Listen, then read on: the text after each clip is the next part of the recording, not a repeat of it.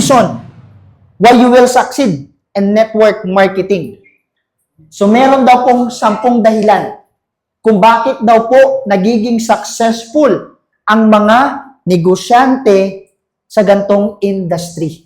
Gusto niyo po ba malaman? Yes! Una, ano yung una? So, ito, have a written goals. Meron ba kayong mga written goals? Iba po yung dream board, iba po yung written goals. Pag sinabing written goals, ito po yung mga pangarap mo na sinusulat mo. Ito po yung paggabi, parang nagninilay-nilay ka, kung familiar ka sa ganyang term. Ito po yung mga panahon na minsan, iniisip mo, gusto ko magkaroon ng kotse. Lahat po sila may goals. Ang mga taong nagiging successful, meron po silang goals sa umpisa. Ang hirap nga naman maging successful kung pag tinanong ka, ba't gusto mong yumaman? Wala lang, trip ko lang. May ganun ba? Walang ganun. Pag gusto mong yumaman, meron kang goals kasi gusto ko matulungan ang pamilya ko.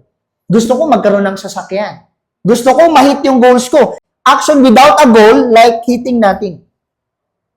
So, hindi lang basta goal. Ulitin ko po. Hindi lang basta goal. Dapat may action. May ginagawa ka.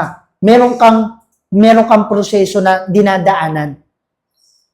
Sabi mo, i-written goals. Tapos hinintay mo after 2 years. Walang ganon. Kailangan everyday, meron kang ginagawa paunti-unti. Sabi nga, pag walang action, para ka daw walang mapapala. So, hindi lang attraction.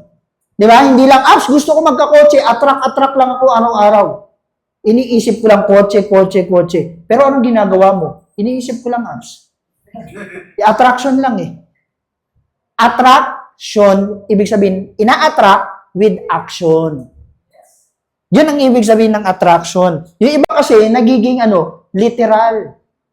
Pag sinabing attraction, nilagay yung picture. Attraction apps, ito yung kotse na gusto ko.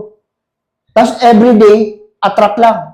Magiging totoo yan. Pero wala ka namang ginagawa. Wala ka namang strategy na ginagawa. Walang mangyayari. Okay? So always remember, written goals, ito yung maging reason para maging success ka sa buhay mo, and doon papasok yung dream board. Pag nasulat mo na lahat ng goals mo, ganun kasi pag umpisa eh. Di ba? Pag nangangarap ka, sinusulat mo. Ngayon, kumuha ka ng mga picture para ma-visualize mo. Kasi oo nga naman, sinulat mo, di ba? For example, kotse, gusto mo, Mirage, sinulat mo lang. Mas kikiligin ka pag nakita mo yung buong picture eh. Tama? So medyo, kailangan meron kang tools to motivate you or mind work than images. Kumbaga, ang Pilipino, ang tao, magaling mag-imagine. Kaya kailangan ginagawan din natin ng pictures. Yung iba nga, pumupunta pa ng kasa eh. Di ba, di ko alam kung ginagawa niyo yun, activity kayo. Yung iba, para ma-feel na totoo talaga, hindi lang pictures, pupunta ng kasa. Mitsubishi, Toyota, sa may Honda, Mazda, kung ano man ang trip mong kasa, pinupuntahan, sinasakyan pa nila yung kotse. Pinifeel pa nila yung manobela. Diba yung iba nga, talagang inaamoy pa yung brand new. Pero pag tinanong mo, may pambili ka na, ay wala pa. Pero ba't ganun?